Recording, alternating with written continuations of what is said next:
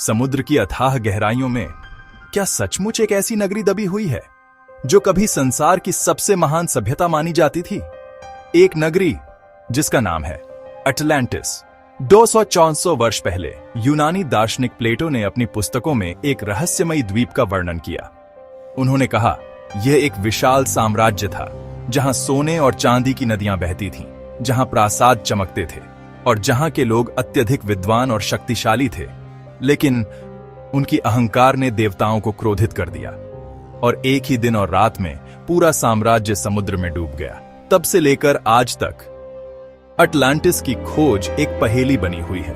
कुछ कहते हैं यह भूमध्य सागर में था, कुछ मानते हैं यह अटलांटिक महासागर में छिपा है, तो कुछ वैज्ञानिक दक्षिण अमेरिका और अंटार्कटिका तक को अटलांटिस बताते हैं। हर नई खोज नई कहानियां लाती है, लेकिन सच्चाई अब भी पर्दे के पीछे है।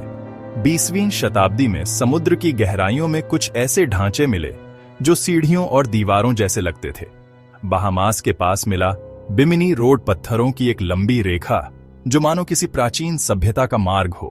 क्या यह अटलांटिस का अंश था या फिर केवल प्रकृति की शरारत? कुछ भूगर्भशास्त्री मानते हैं कि अटलांटिस असल में मिनोअन सभ्यता थी जो ग्रीस के सेंटोरिनी द्वीप पर ज्वालामुखी विस्फोट से नष्ट हुई। विस्फोट इतना भयंकर था कि पूरा द्वीप समुद्र में समा गया। दूसरे लोग कहते हैं अटलांटिस केवल एक कथा थी जो प्लेटो ने एक सीख देने के लिए लिखी थी कि अहंकार और लालच का अंत विनाश ही होता है। कुछ विद्वान आज भी मानते हैं अटलांटिस कोई साधारण सभ्यता नहीं थी। वहां के लोग तकनीकी रूप से हमसे कहीं आगे थे। कई तो यह भी मानते हैं उनके पास ऊर्जा और मशीनें थीं जिन्हें हम आज एलियन तकनीक से जोड़ते हैं। तो सवाल यही है, क्या अटलांटिस सचमुच अस्तित्व में था?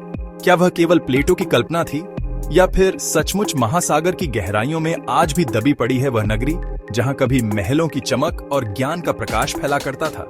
जब भी समुद्र की लहरें उठती हैं, उनके बीच छिपी होती है एक अनसुनी कहानी, अटलांटिस की कहानी, जो इंसान को यह याद दिलाती है कि चाहे सभ्यता कितनी भी महान क्यों ना हो, अहंकार उसे डुबो ही देता है। और शायद एक दिन समुद्र का मौन टूटेगा और अटलांटिस का रहस्य दुनिया के सामने आ ही जाएगा।